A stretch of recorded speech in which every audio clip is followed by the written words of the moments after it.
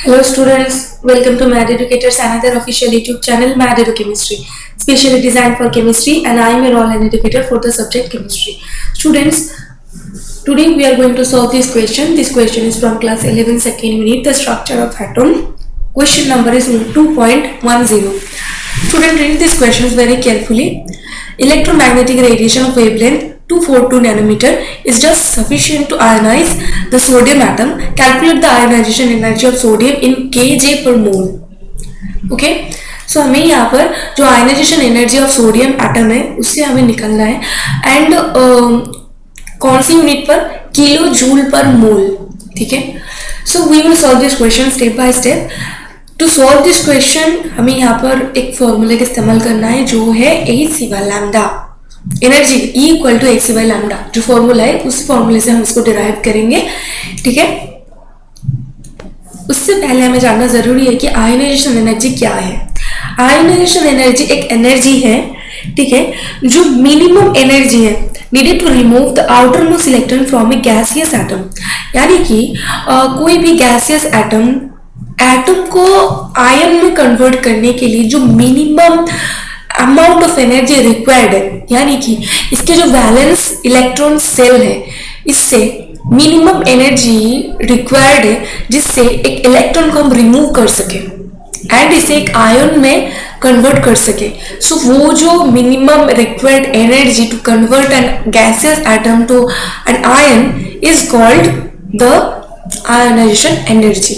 Okay, so इसी ionization energy for the sodium atom हमें find out करना है. हमें यहाँ पर जो वेवलेंथ गिवन है इलेक्ट्रोमैग्नेटिक रेडिएशन जिससे हम इसको इरेडिएटेड किया है, ठीक है, सो उसमें जो रेडिएशन है ना उसकी जो वेवलेंथ है वो हमें गिवन है यहाँ पर. सो गिवन जो चीज हमारे यहाँ पर है एंड जिस फॉर्मूले के साथ हम इस क्वेश्चन को सॉल्व करने वाले हैं उसके अगर कोई कॉन्स्टेंट वैल्यूज है लाइक एज की जो कॉन्स्टेंट वैल्यू जो प्लैंक्स कॉन्स्टेंट है जो वैल्यूज है वो हम 1 by 1 करके यहाँ पर राइट डाउन करेंगे. उसके बाद हम स्टेप बाय स्टेप करके क्वेश्चन को सॉल्व करेंगे. ठीक है, सो गिवन है जो वेवलेंथ जो इलेक्ट्रोमैग्नेटिक रेडिएशन की जो वेवलेंथ है वो गिवन है जो 242 नैनोमीटर में. ठीक है, the value is calculated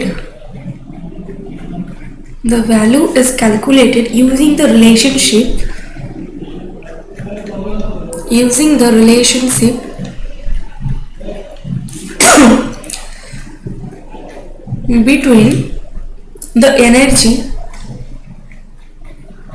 between the energy of a photon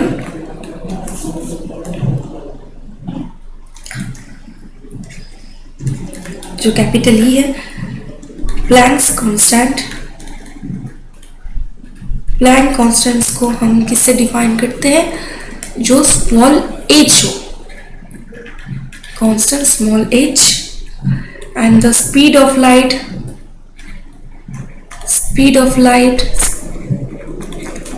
जिसे हम स्मॉल c से डिफाइन करते हैं एंड द वेवलेंथ क्योंकि हमें यहाँ पर वेवलेंथ ही गिवन है, right. So wavelength lambda and then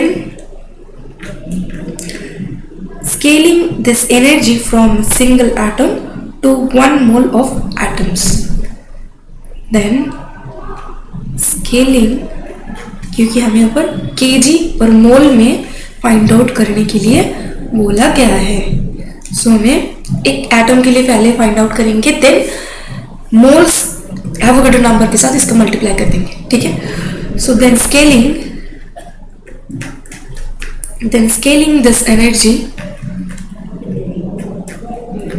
this energy from a single atom to 1 mole of atoms. Okay, so given terms को पहले हम यहाँ पर राइट डाउन कर लेते हैं. गिवन है यहाँ पर wavelength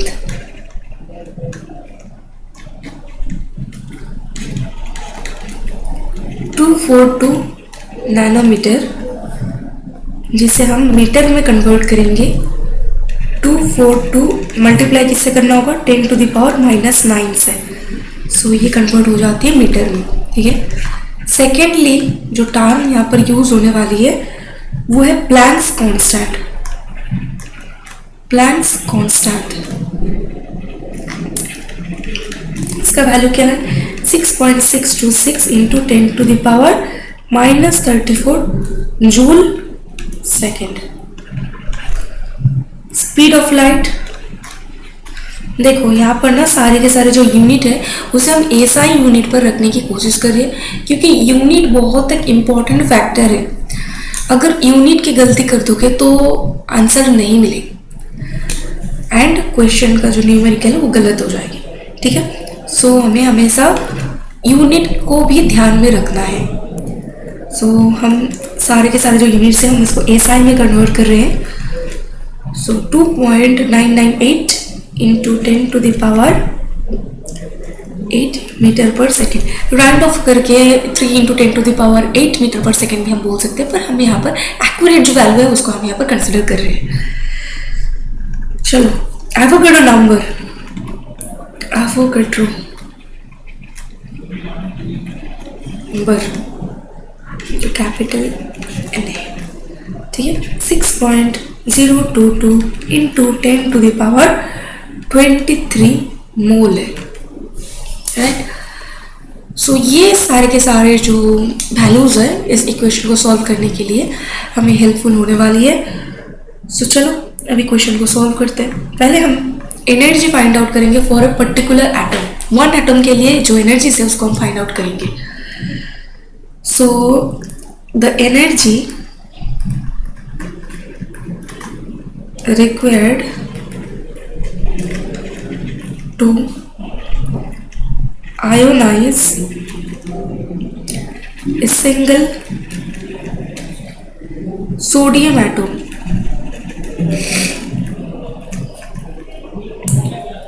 is equal to the energy of one photon at the given wavelength। Clear, ये इक्वली है। सो ही इक्वल टू 8c/λ। सो हमें यहाँ पर एनर्जी को ही फाइंड आउट करेंगे। सो ये इक्वल टू वैल्यूज पुट करेंगे यहाँ पर 6.626 into 10 to the power -34 unit के साथ हम यहाँ पर राइट डाउन करते जाएंगे, क्योंकि कैलकुलेशन करते करते यूनिट्स भी कैलकुलेटेड हो जाएंगे एंड फाइनल रिजल्ट यूनिट के प्रॉपर यूनिट के साथ ही आएगी, ठीक है। सो वैल्यूज पुट करें अभी हम 2.998 into 10 to the power 8 metre per second and 242 into 10 to the power -9 metre. देखो सेकेंड वैल्यूज कट हो जाएगी, ठीक है। मीटर कट हो जाएगी एंड जो जूल टर्म है यूनिट के लिए वही बस बचा रहेगा। सो देखो इसको कैलकुलेट करने के बाद जो वैल्यूज आती है 8.209 into 10 to the power -19 joule है। सो ये for one atom.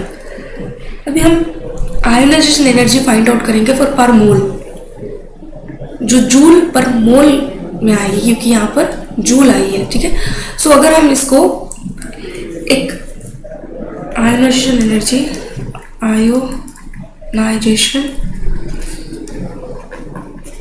Energy per mole जो जे मोल इनवर्स में,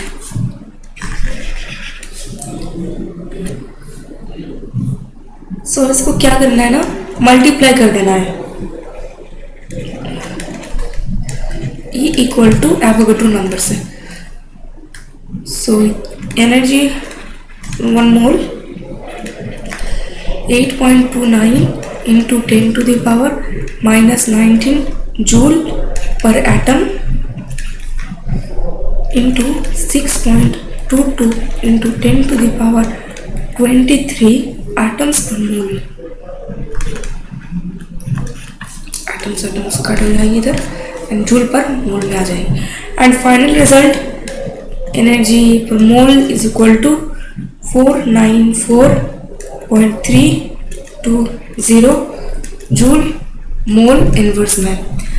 हमें फाइंड आउट करने के लिए बोला गया था केजे पर मोल में, सो हम इस टर्म को किलो में कन्वर्ट करेंगे एंड इसको किलो जूल में कन्वर्ट करने के लिए 1000 से डिवाइड करना है। So finally convert from joules to kilojoules.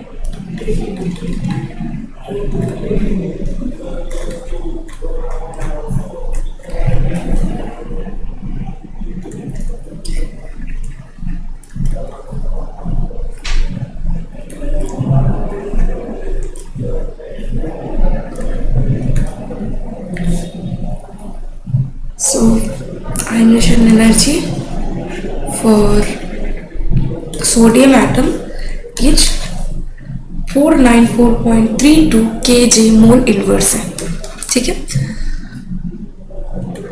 Hope you have enjoyed this video. If you like this video, then do subscribe this channel. मिलते हैं नेक्स्ट सेशन पर नेक्स्ट टॉपिक के साथ, तब तक के लिए bye bye, take care for self and also your family.